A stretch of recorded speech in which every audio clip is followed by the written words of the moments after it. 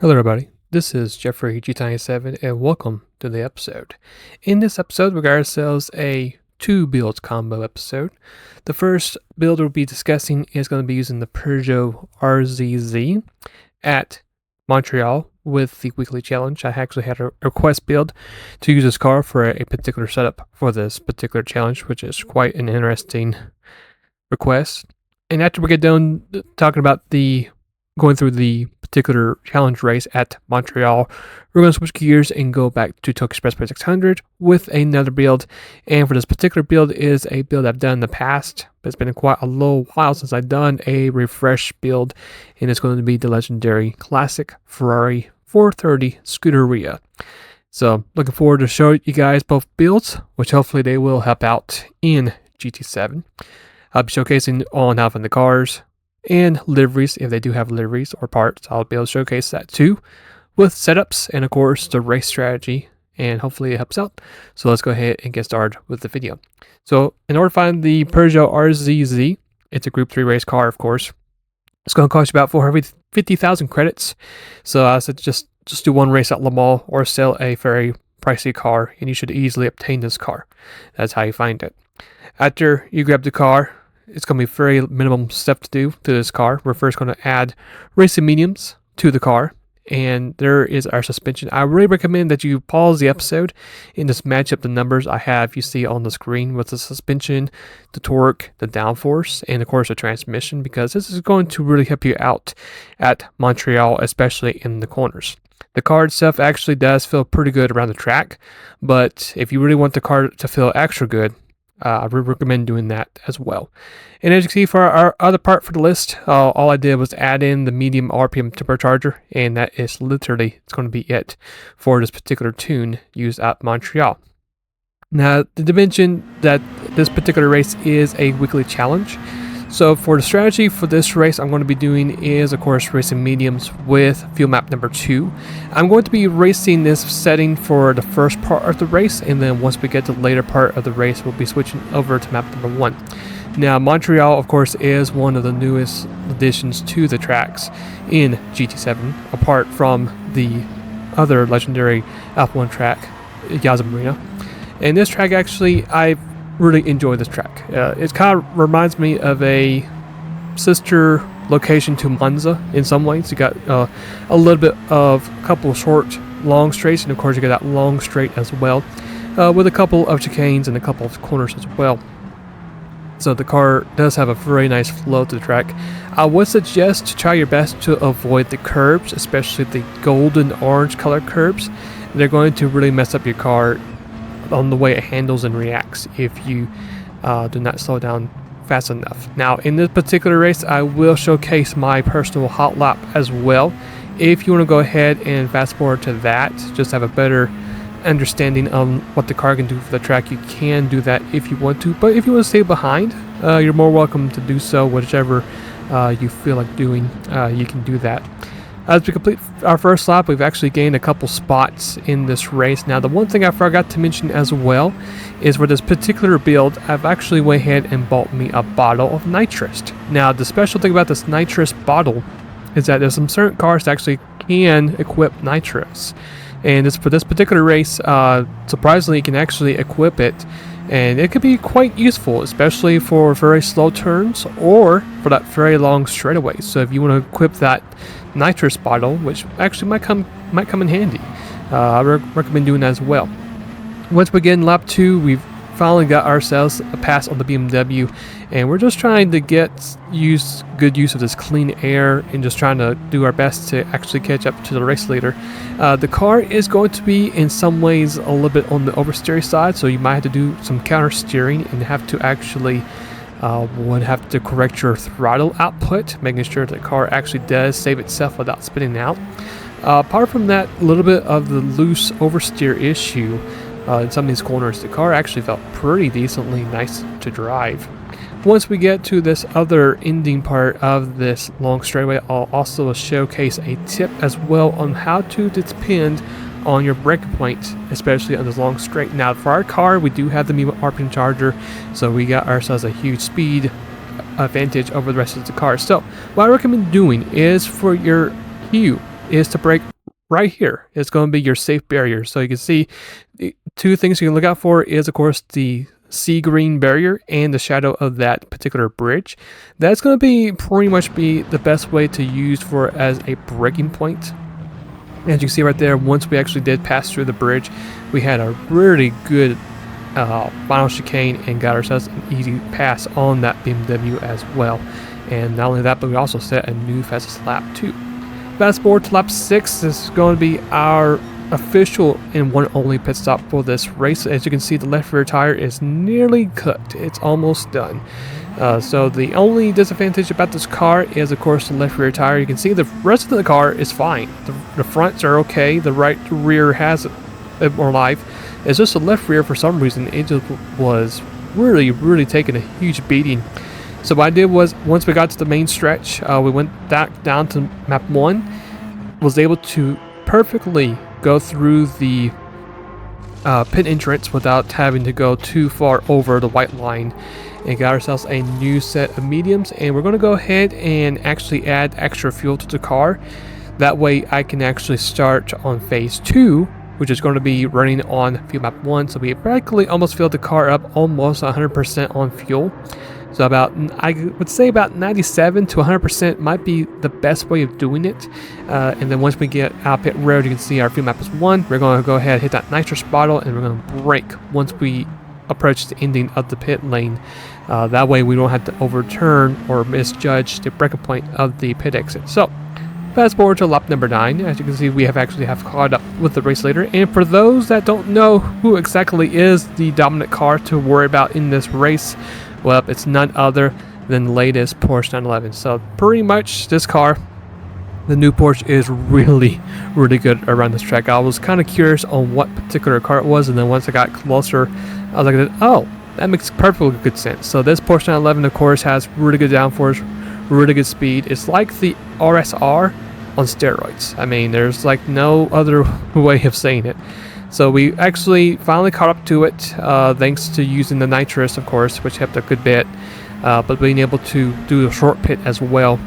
So as we get to this long straight, we got a little bit of that slipstream. We're going to pull it to its left side. We're going to send it in the first corner, and just like that, we're going to take away the lead, and we're going to run away from the Porsche. So as we fast forward to lap 11, this is going to be our official hot lap around the track. So I'm going to let you guys watch this hot lap, see what the car is doing, and I'll be right back for the race finish.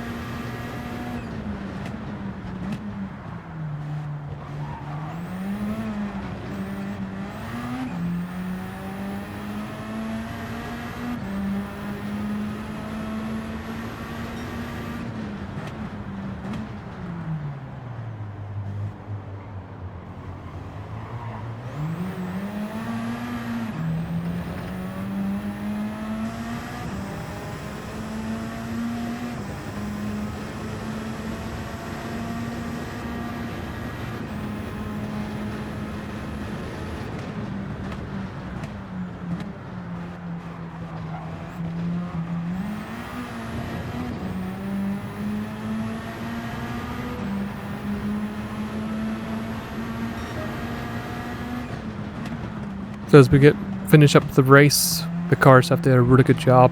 Now, if you want to use the new Porsche 911, which I recommend doing so, or the new Ferrari 296 Gr.3, another great choice for this track, then I really recommend trying those cars out, just in case if the Peugeot does not fit your driving style at all. But as you saw, we actually got that one weekly challenge done, and that's going to be it for this guide for Montreal. So hopefully this helps out. And of course, if it's too challenging, you can also, if you haven't already, adjusted the AI setting as well. So let's move on to our Tokyo build. Here's how you find the 430 Scuderia at Ferrari. Just go to showcase. The price tag is going to be at least 380,000 credits just for the car itself. And as you can see by the points, we'll have to do a little bit of nerfing, but not a whole lot. Thankfully, just a little bit. This car should theoretically be one of those cars that should require little to no maintenance whatsoever to actually get ready for Tokyo Expressway 600. After grabbing the car, I went ahead and added in the wide body. As you can see, that option is faded out, and it actually does say the word installed. So I went ahead and did that for the car. For the parts, I basically kept the wheels the way they were, except the only thing I did change, of course, was the offset, swaying them to wide. That's going to be the first step you're going to do. After that, the front bumper, I left that alone to standard. And after you get done with that, the side of the car itself, I also left it alone as well, kept it standard. And then for your final part to use for car customization, for your custom parts, it's going to be the wing. Make sure you put that on the car, custom wing set, and you'll be good to go from that point on. So after you get all those parts from car customization, here is the tune itself. And it's going to be actually pretty simple and pretty easy. It's going to be, of course, sport hard tires for the car itself, which comes with the car. Fully customized differential. I did not really do anything to it. I just kept it the way it was. For our downforce, we actually went ahead and maximized the rear downforce because of the wing. Fully customized manual transmission, which actually is the one that lowers your PP points. I kept it the way it was with 340 kilometers. Make sure you have that equipped. For your intake and exhaust, as you can see, every option is set to racing, which is pretty easy to remember. Racing clutch and flywheel with bore up, polished ports, and racing crankshaft, and that's going to be it for the tune. So there's not a whole lot in this particular build, since the car itself was already around 600 pp to begin with.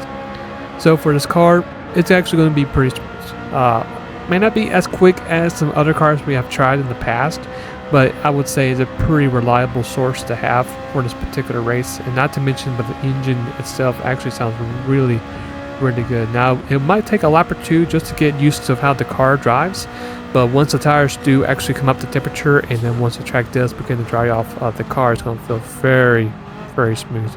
It actually felt pretty smooth on me on controllers, so I'm guessing if you're on the wheel or on the controller itself, it might feel maybe a little bit understeery. It might just depend on your driving style and how the car handles, but for me, it just felt decently good, especially after the first 2 laps. But as you can see, as we make our way to the front, we are trying to catch the Porsche and the GTR in front of that. And basically, once you just memorize on how to get through sectors 2 and 3, you really should not have to worry not too much about this particular car. I mean, it's got good acceleration, really good handling as well.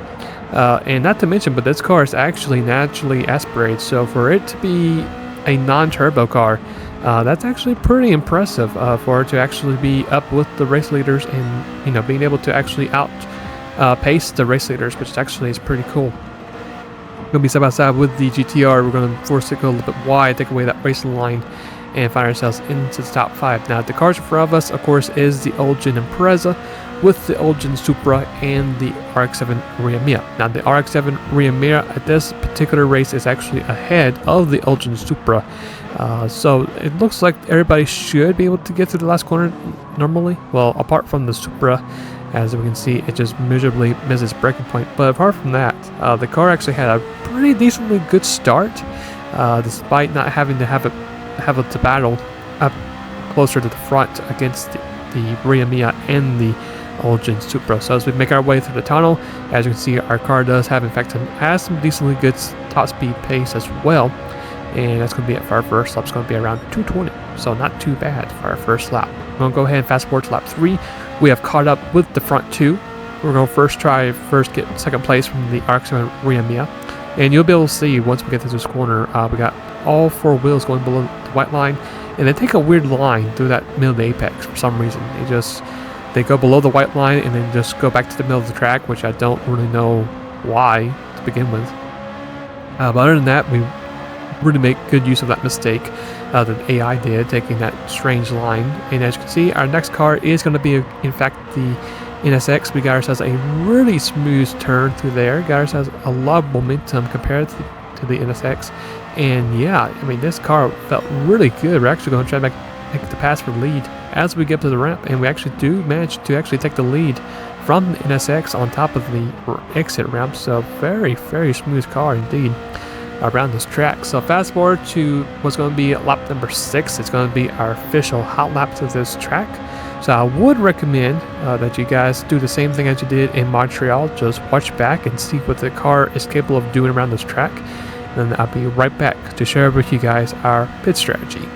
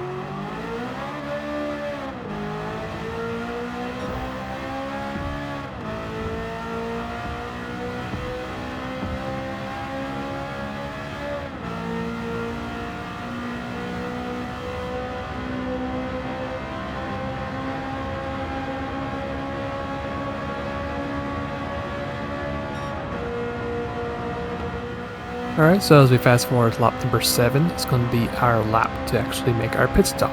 Now luckily for us, we've actually went halfway through the race, so this is going to be our only pit stop for this race. In this particular pit stop here, all I'll be doing here is adding fuel to the car, and that's going to be it. The tires are still in good shape. The only thing I was kind of a little bit sad about was, of course, the Remia and the NSX actually hanged out for a good bit behind us. So as you can see there, we lost the lead easily, but I wasn't too worried about it because I knew on lap 8, the Remia did in fact make its scheduled pit stop, and we came back as the race leader, did ourselves a couple more time trial laps, and that's going to be it for Tokyo Express 600. And overall, this car was actually pretty decent, as we did a 26:20, which actually is a pretty decently good total time run at Tokyo Expressway for it not to be, without any turbo, without any engine swaps, or with making a pit stop too. Even though there's some cars out there that can actually easily beat that. We luckily got ourselves that clearance bonus, and that's going to be it for the episode. So for the next episode, I'm going to be using the classic Toyota MR2 GTS, which actually is a very special car in my heart.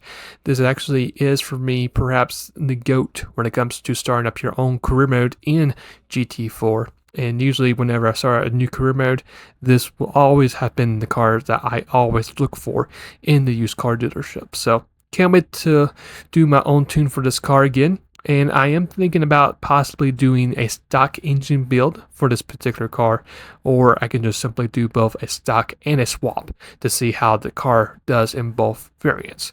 So until then, I'll see you guys later, and I cannot wait to show you what I can do with the Toyota MR2 GTS at Tokyo Expressway 600. So that is going to be for today's episode. Hopefully this particular build has helped you out in Gran Turismo 7. If you guys have any suggestions or any other builds you want me to try out, you're more than welcome to add those to the comments below, and I'll try my best to do them. Until then, hopefully you guys have a great rest of your day, and if you guys would like to subscribe to the channel, you're more than welcome to do so as well, as I'll have some more stuff coming up in the next couple days. Until then, see you later and take care.